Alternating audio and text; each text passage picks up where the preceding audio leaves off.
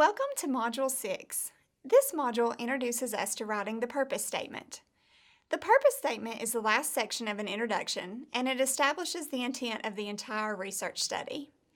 In this chapter, you will learn the reasons for developing the purpose statement, key principles to use in its design, and examples of good models in crafting one for your proposal. Remember that the purpose of your research should be very explicit and well explained. You want the reader to know exactly what you're looking for in this research proposal. Transparency really is the key.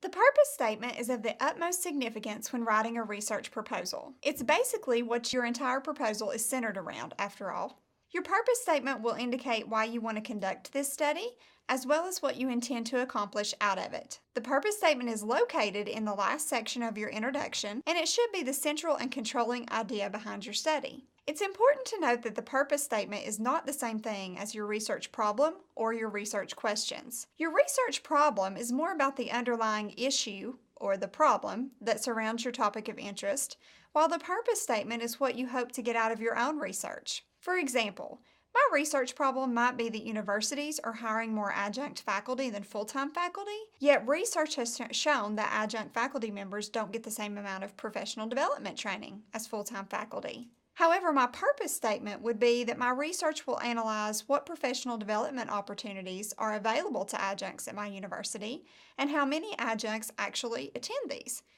Do you see the difference between those two things? One is clearly a problem, and the other is the purpose or the intent of my own research. If you're conducting qualitative research, your purpose statement should contain information about the central phenomenon explored in the study, the participants of the study, and the research site where you intend to conduct your study. This purpose statement will convey an emerging design and will use research words that are centered around the qualitative language. For example, the purpose of this qualitative research study is to study the perceptions of high school principals on the First Amendment rights of students. Notice how I use the word perceptions, perceptions being a word that is largely centered around qualitative language, meaning that I want to understand more in depth the perceptions of high school principals. There are key basic design features of qualitative purpose statements. Qualitative purpose statements use words like the purpose, the intent, or the objective. These words signal attention to this statement as the central controlling idea. Qualitative purpose statements focus on a single phenomenon and use action verbs to convey how learning will take place. Neutral words or phrases are used, and a general working definition of the central phenomenon is present. The strategy used for data collection will be made apparent, as well as the analysis and the approach of the research. Qualitative purpose statements will mention the participants in the study, as well as the research site. The scope of the research will also be highlighted. It's important to note that your textbook actually includes these really great sample scripts that you can use to help you write a qualitative purpose statement. I highly recommend looking at these and modeling your own purpose statement after them.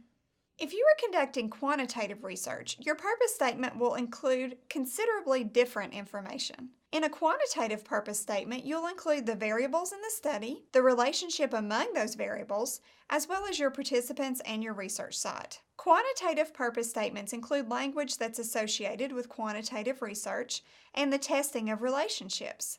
For example, the purpose of this quantitative study is to explore the relationship between disciplinary referrals and the age of the student.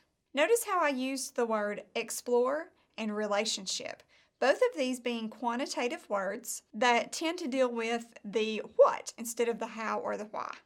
Like qualitative purpose statements, quantitative purpose statements also have some key basic design features. Quantitative purpose statements include words that signal the major intent of the study, as well as identify a theory or a central framework that's used. Dependent and independent variables are clearly identified, as well as an indication as to how these are related. It is also important to note any mediating, moderating, or control variables. Your quantitative purpose statement will mention the specific types of inquiry and identify the participants of the study and where the research site was. There are also scripts in your text that will give you a guide and example for writing a quantitative purpose statement. I encourage you to look at these and to mirror those when writing your own quantitative purpose statement.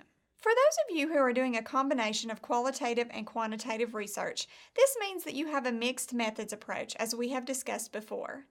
The mixed methods purpose statement will contain the intent of the study, information about both the qualitative aspects and the quantitative aspects of your study, as well as your reason for incorporating both types of research.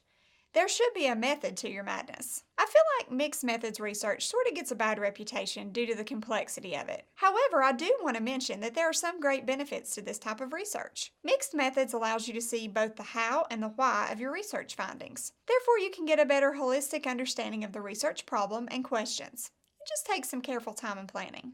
The basic design features of a mixed methods purpose statement begin with a signal intent phrase as well. You will indicate the purpose of the study from a content perspective, as well as the type of mixed methods design that you're using. The reason for combining qualitative and quantitative research should be pretty crystal clear to your reader.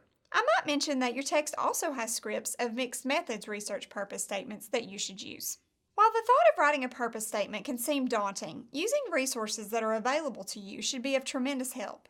It's important to remember that regardless of what type of research methodology you intend to use, your purpose statement should be well thought out and planned, since this really is the central piece of your actual research.